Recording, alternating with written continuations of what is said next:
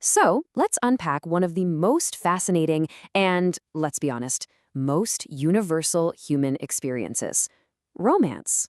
What is it that makes us fall for someone? Is it just fate?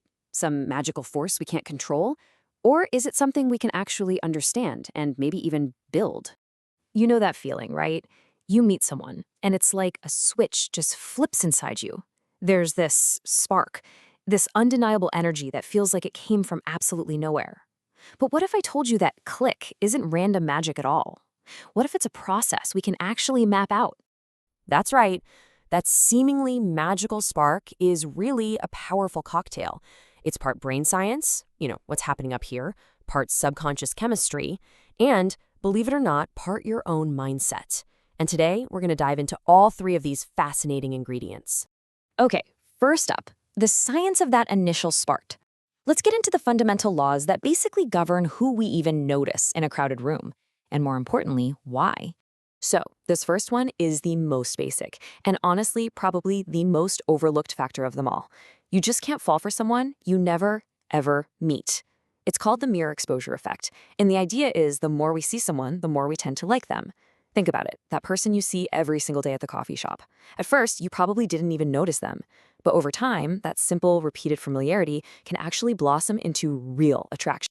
All right, this next point, it busts a huge myth. We have all heard that opposites attract, right? But the research, it overwhelmingly shows that we're actually drawn to people who are similar to us. So why is that? Well, because similarity is validating. It just makes us feel understood and safe and accepted. When someone gets our jokes and shares our worldview, it reinforces our own identity. We're really looking for a mirror, not a total mystery. And this one is a really powerful feedback loop. Just think about it for a second. The moment you find out someone has a crush on you, you instantly start to see them in a totally new light. It's flattering, right? It boosts our self-esteem, and that is incredibly attractive. So when that attraction is mutual, it just fuels itself, creating this positive cycle that pulls two people closer and closer. And of course, we have to talk about the biology of it all. That feeling of being on cloud nine, the butterflies in your stomach, your heart racing. Yeah, that's your brain on dopamine and norepinephrine. And that warm, safe feeling of connection you get after a hug, that's oxytocin, the bonding glue. It is a literal chemical reaction happening inside of you. Now, let's switch gears and look at attraction from a completely different angle. While it's not scientifically proven, a lot of people really believe in the power of manifestation. The core idea is that you attract what you are. So if you want to attract a loving relationship, the theory goes that you first need to embody those feelings yourself. It's about visualizing what you want, really believing you deserve it, and then, and this is the crucial part, letting go of that desperate need for it to happen.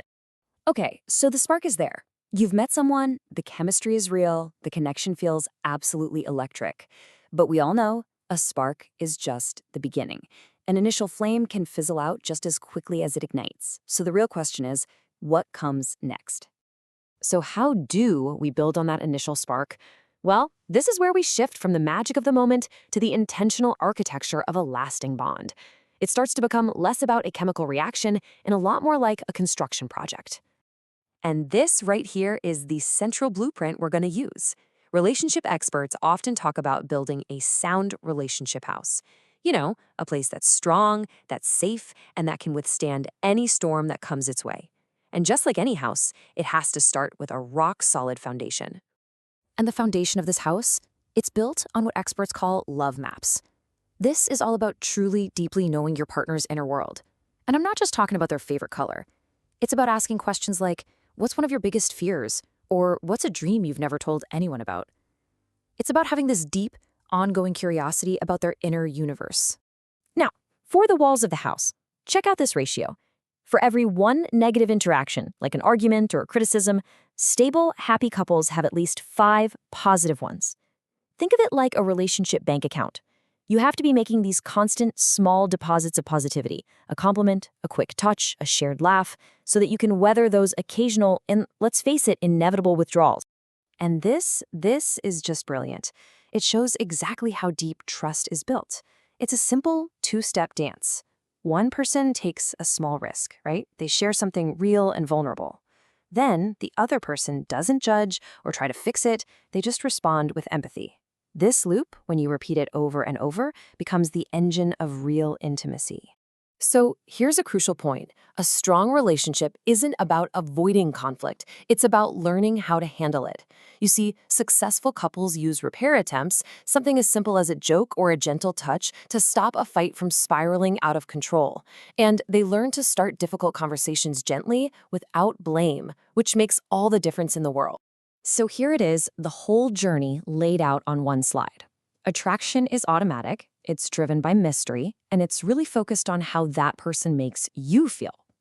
But lasting connection, that's intentional, it's driven by trust, and its focus shifts to how you can support each other.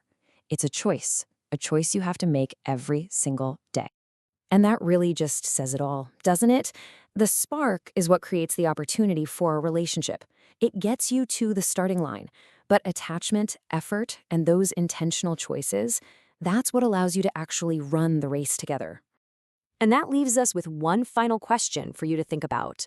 Are your relationships built on the fleeting electricity of a spark or on the solid, dependable architecture of a structure you've built together? It's a powerful question to consider.